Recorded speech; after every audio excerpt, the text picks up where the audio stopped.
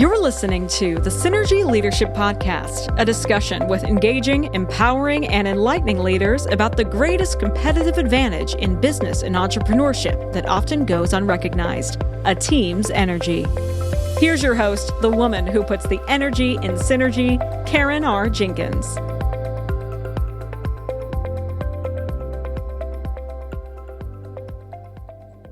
Hello, and thank you for joining us for our Synergy Leadership Podcast. I am so excited to have a wonderful guest today, and you are in store for some great information. Ron Carucci is creating transformative change through synergy leadership. Ron, I'm not even going to take time to go about this. I want them to hear as much as they can from you. So if you don't mind, could you introduce yourself to our audience? Sure. Well, it's a pleasure to be with you, Karen. So thanks for having me.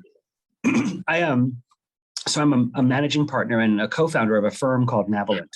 And we've been around 17 years now, and we are spend our days accompanying leaders of all kinds on messy journeys of transformation. You know, whether they're in a ditch and have to get out, or they're trying to aspire to some greater level of reach and impact in the world. We get the privilege of joining them and constructing that journey. And that transformation involves transforming them and transforming the relationships and people with whom they work, and then transforming their whole systems and organizations. So it's a privileged work. It's hard work, but we recognize that every day when you get up and get to leave the world better than you found it, it's a good day. When I'm not doing that work, I write a lot. That's how I learn. So I'm a frequent contributor to the Harvard Business Review and at Forbes. I just written my 9th book.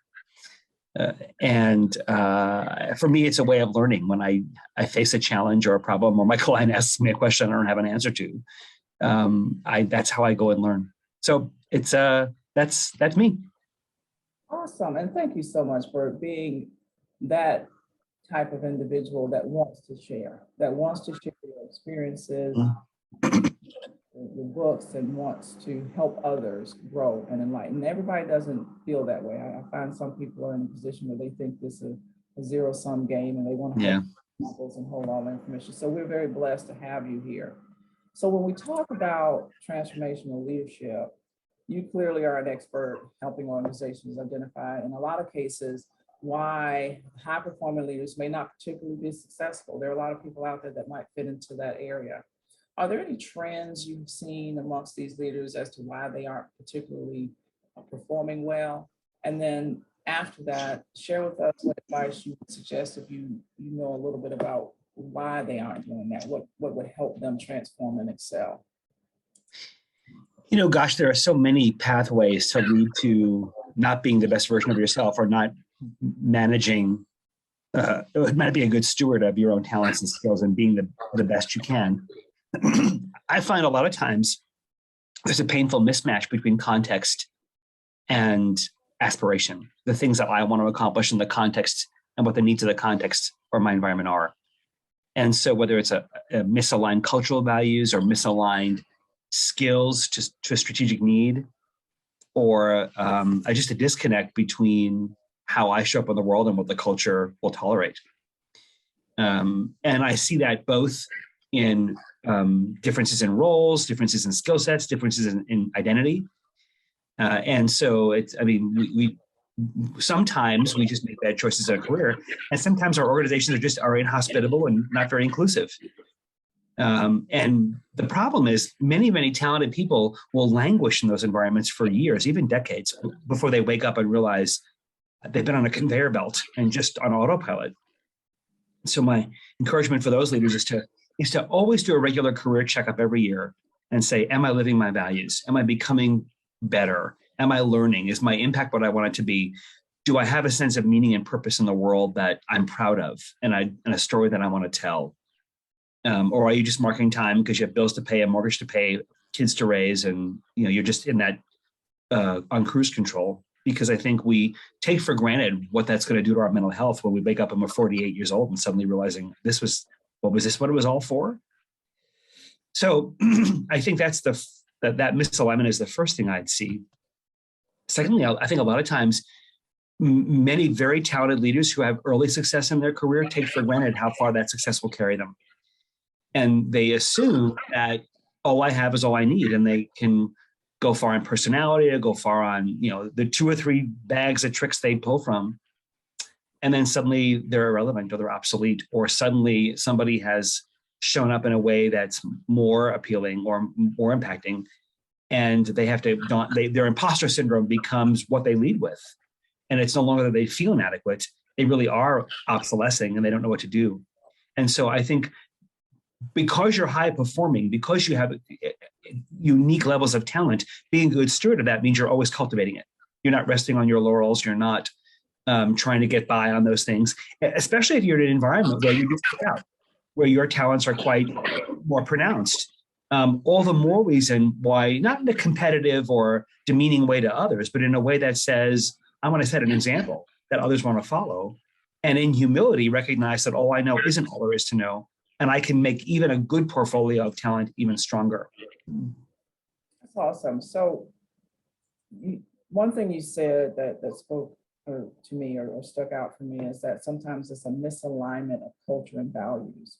So as part of our synergy leadership, and our synergy leadership model is really defining synergy leadership as the ability to leverage the team's energy to create results, adapt to change, and make a difference. But that has to begin with the person. And one of the things that I've discovered, even working with my clients and working with my team, is that people have core values, but they don't have them defined. So you would go up to somebody on the street and say, hey, tell me what your core values are. They could not name them, because although those are the leading characters or characteristics that help them make decisions and make moves in their lives, they haven't sat down long enough to figure out what they actually are.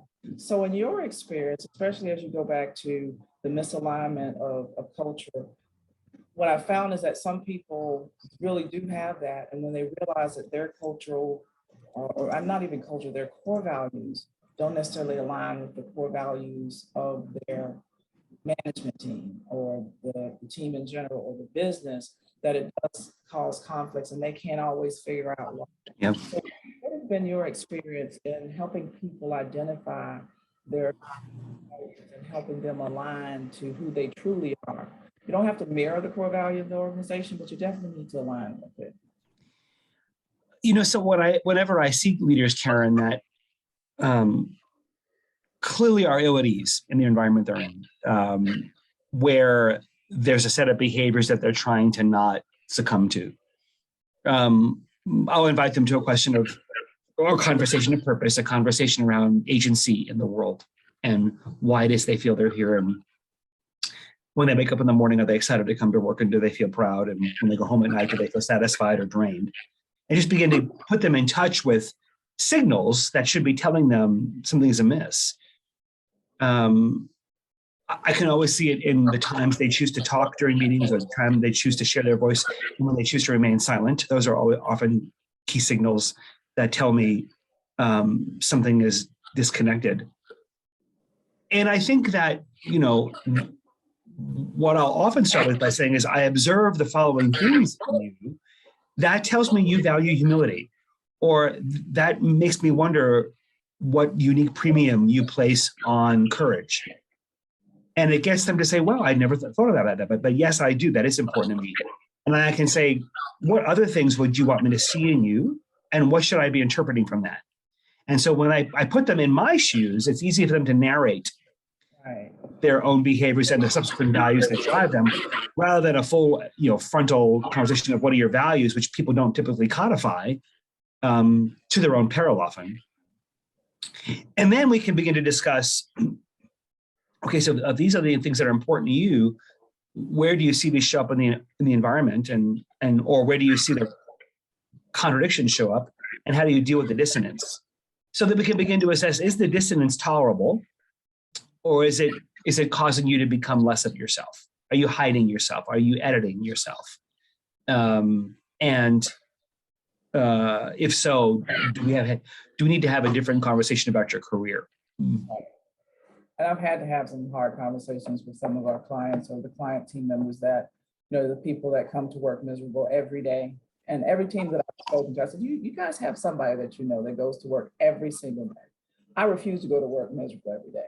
I mean, and that's a point of individual choice that I'd have to say, well, let me move myself into the environment. I can't necessarily control the environment, but I can control myself. So I think I love the advice that you give and some of the cues that I think just because we're human, we get so in our day-to-day lives that we don't, I don't say acknowledge, we don't recognize that every day we're getting up and we're miserable when we go. You know, every day we get up and, you know, we wake up excited about going, or we come home and we're drained every day. You know, is that because you work really hard or because you're emotionally stressed, because you're out of alignment and you just in that good spot? So those are some very good tips that you shared with us. Going back to your previous answer, another thing that stuck out to me was how leaders can get into that fray of how long will my leadership ability and where my capability right now, how long will that carry me? And I read a book, and I have to find the name of the author, but I read a book years ago called The Rookie Mentality. And it was really a book that talked about how when we first start out, we have that rookie mentality, we're questioning things, we're kicking the wheels, we're taking risks, we're doing things that a rookie would do, and that leads to a lot of growth and discovery. Sometimes it's the hard way, but we're doing it without the advantage of knowledge. But then when we get to the level of, you know, executive level management, C-suite, we stop having the rookie mentality. You don't have to, because we have the blessing of the knowledge now. Yep. What have you seen in that arena as far as how important it is to step out of our current day-to-day mantra, mundane processes as leaders and try to put on that rookie mentality cape from time to time? Most leaders today, especially, you know, certainly after the last 2 years, right, where the level of unprecedented disruption every day should put you on your heels. I mean, nothing in anybody's playbook prepared them for this. So if you weren't learning, if you were reaching back for tried and true tricks, you probably didn't fare very well in the last couple of years. I often push my leaders whenever we're doing strategy work or doing work that's defining a next phase or next chapter of an organization's life or of their career. By default, I'm defining a gap. I'm defining a place where they haven't yet leaned into. Certainly, I want leaders to play to their strengths. I want leaders to shine and have the chance to, because when they're shining, they can then broaden that spotlight and create other opportunities for other people to shine. And that is primarily what they should be doing. But one of the examples they have to set is of how they deal with a skin knee. How do they deal with their own mistakes? How do they deal with their own fallibility? People have to know that you don't know everything. But many executives feel like their job is to be the answer ATM and dispense wisdom and knowledge. And they don't realize that when you're the smartest kid in the class and people come to be conditioned by that, they stop learning and rely too heavily on you. Your job is to make everyone else the smartest kid in the class when you've arrived in the C-suite. Your job is to make sure people around you are smarter than you. Right. And that you're modeling for them your open-mindedness, your willingness to have your mind changed, your curiosity to learn more, your willingness to double click on a point and say, let's unpack that a little bit, rather than having dueling dialogues or dueling monologues where you're just going tit for tat on point for point. Everybody knows you're smart. That's why you're in the job you got. There's no need to keep proving it. So I'm always pushing leaders to ask more questions than they have answers, to recognize that some disruption around the corner, some inevitable setback, some moment in their competitive set, in their marketplace from a customer that they lean too heavily on for most of their profitability is going to change. Sometimes you can foresee it. Sometimes you could have foreseen it, but you weren't paying attention. And sometimes you're blindsided. But regardless of how it shows up, there's going to be a moment that's going to invite you to the edge of your potential, to the limits of your capability. And if you don't know what to do in that moment, and all you do is reach back for the tricks as Marshall Goldsmith said, what got you here won't get you there. If you don't know what to do in that moment, people are going to look to you frozen and they're going to panic. Right. So your ability to say, I don't know what to do right now, and it's okay that I don't know, but together we're going to figure it out, is a wonderful place to be when conditions, put headwinds in your face that you didn't see coming, or that you haven't faced before. So true, so true. And, and now talking about our challenges that we're still facing with the COVID crisis, and who knew, we're in our third year now of this crisis. And what I've shared with people in the past is that for every crisis that we have faced, it was a moment in time that everything was normal, the crisis occurred, and then we went through it and we began to heal. So if you look at 9/11, if you look at the financial crisis of 2008, if you look at other, critical things that individually have happened in our lives, we've always had that happen, it stopped, and we healed. This is still going. And one of the things I think Simon, what is Simon's last name? Simon, I can't remember his last name. I'm blank for a second. But he had a talk where he discussed how, as a country, as a nation, as a world, that we have all gone through a tragedy. We have all gone through. This is PTSD for us, whether we recognize it or not. We're still in post-traumatic stress, but we're still in it. And then as leaders, how are we recognizing, one, that we're in that and just kind of live up to it?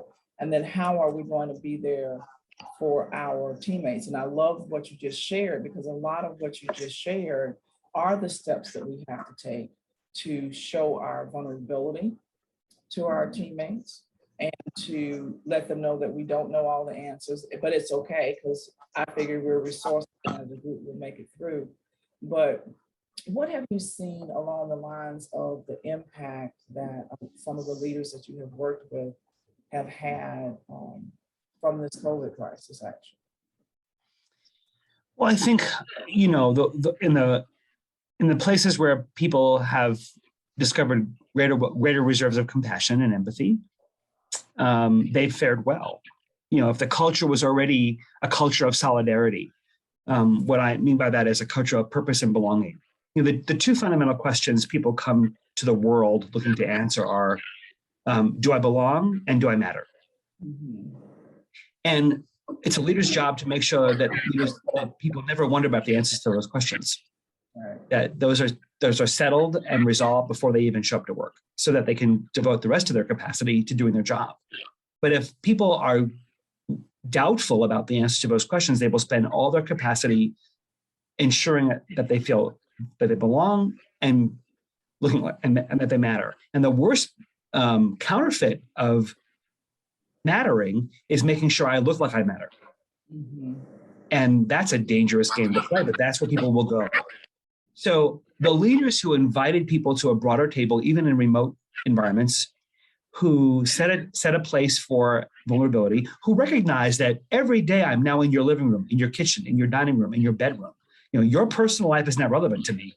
Right. And knew how to participate in that and be compassionate and actually show care for those people when they needed help. They sent DoorDash cards home. They sent childcare help. They were flexible in timing. They checked in before they checked on. They didn't suddenly try to exert extra control because people were out of their visibility. They just trusted people. They shared their own struggles. They didn't try to answer unanswerable questions, but showed compassion in an honest response of, here's the question I hear below your question. And were sensitive and caring in how they drew out the real need that people weren't able to express. Those leaders did great. The leaders who, donned the persona of, impenetrability, donned the persona of I'm all that in a bag of chips, or were so insecure that they overcompensated with a great veneer of overconfidence, didn't fare well. Because people never believed them, but there was no reason to panic over that. But now, when we're all in this, unprecedented level of disruption and turbulence, and you're busy trying to impress me, and all I want to know is, are we going to make it?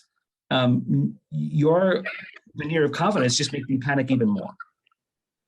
Those leaders didn't fare so well. So I think if you were not already in touch with your humanity, if you were not already in touch with how to be your authentic self, warts and all, and had to talk plainly and openly about those warts before somebody else had to point them out. You were the leader that garnered far more regard and credibility than the leader who had to present an image of being perfect. So, and I think you hit a lot of these points, but I want to go back to this one more time just to make sure there aren't any other tips that you'd like to share. So one of the biggest concerns for organizations right now is rising turnover rates and the costs associated with it. And we have seen, especially since this COVID crisis, that retention is one of the hugest issues that businesses and managements are facing. In one of your blog posts, you identified 4 integrated needs of people to ensure they're not only invested in staying with the company, but they're actually thriving. Would you mind sharing with us these specific needs and how you think they can improve not only retention, but the overall culture of the organization? If there's So I don't know that I know which blog post you're referring to. But I'll riff. I may get them all wrong, but when I think about the answer to that, is it from our website or is it from HBR or Forbes or? I want to say it was probably your website, but I'll go back and look. Okay. In essence, when I think about people's need to belong, have you invited people to shine? Have you invited people to talk about what their purpose is and how they contribute? Have you made sure that regardless of how people show up in your organization, what they look like, what they sound like, that they can be successful as anybody else? Or are there privileges for which some roles and people can be more successful than others? And if you haven't leveled the playing field, then people don't trust that they belong. Have you made showing care a norm? Have you made so it's not just you to those you lead, but your team to each other? Have you made expressing care, expressing concern, showing genuine regard for others a norm for your team to practice? And when people violate that norm, have you made it clear that's unacceptable? When people want to matter, have you made opportunities for people to shine? Have you created a stage or a platform for others to use their voice? Have you seated center stage so that others can leave their mark on the world and discover the reaches of their own potential and allow the organization to get a glimpse of them? And are you using your voice and your privilege and your authority to allow other people who wouldn't normally get the chance to be visible, to be seen by others that normally wouldn't know who they are? So those are 3 that come to mind when I think about the Great Resignation and why people are leaving. Many organizations think it's because they want more flexibility or because they want more money and perks, and that's not it at all. People are leaving because the workplace has become toxic or because they want more meaning and purpose in their life.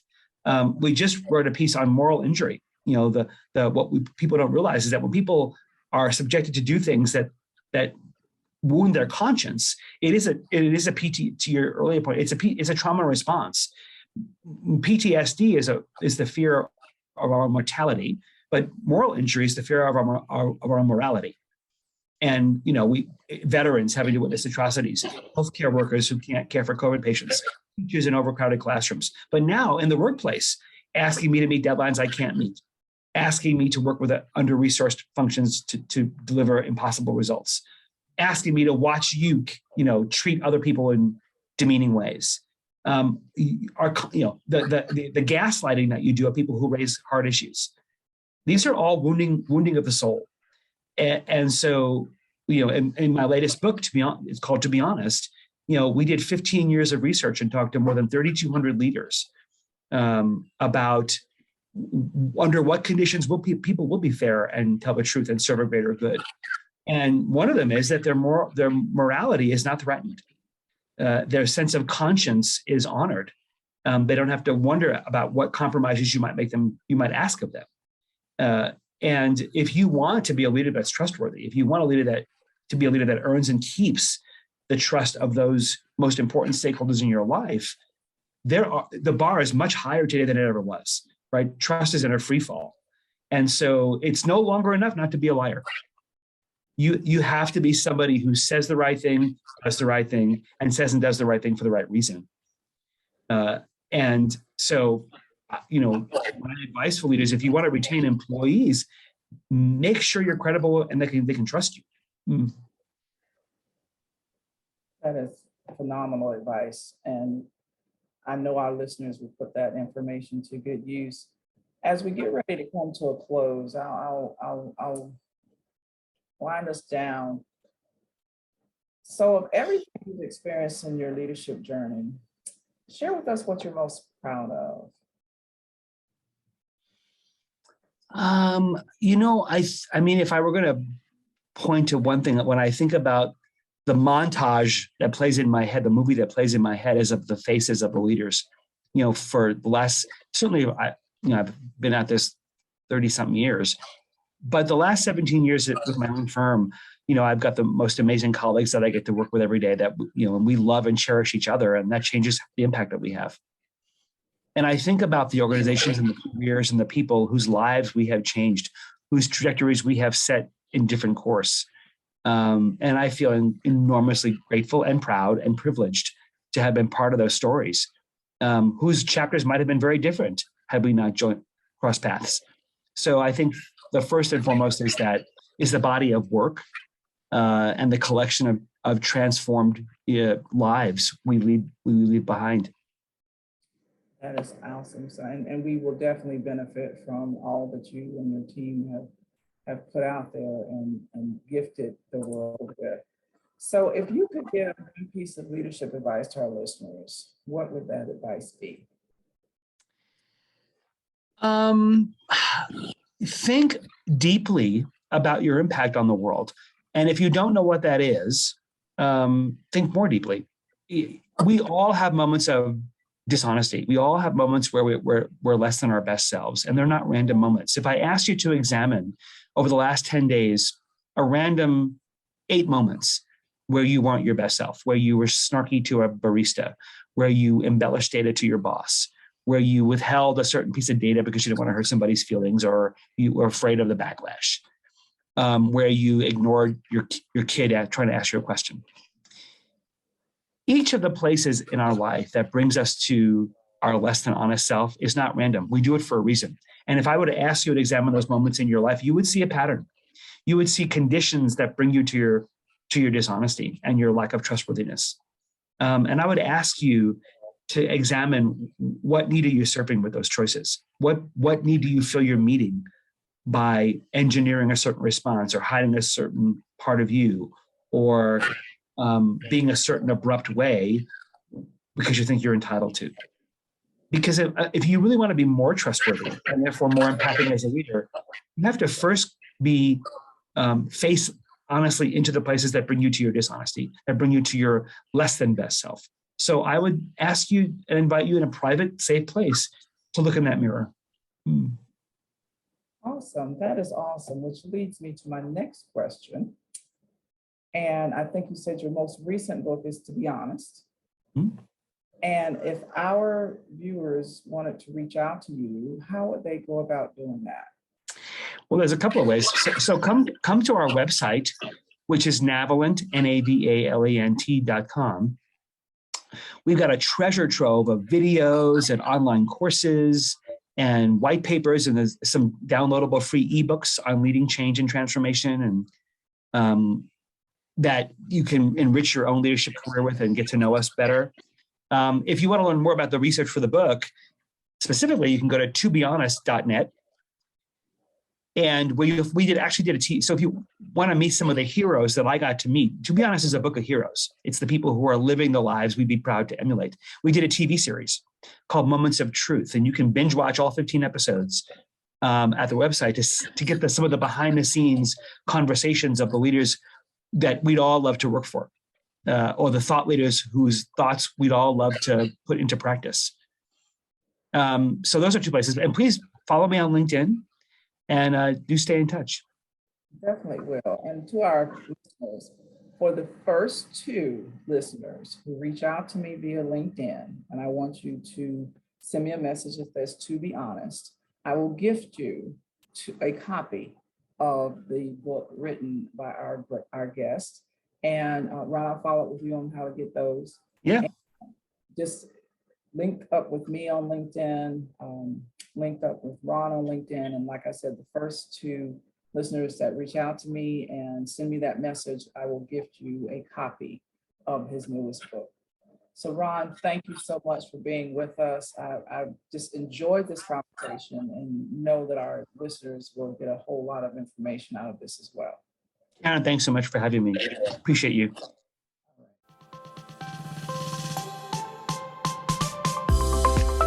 Thanks for listening to the Synergy Leadership Podcast with Karen R. Jenkins. If you like what you heard today, please subscribe, rate, review, and share our show. See you next time.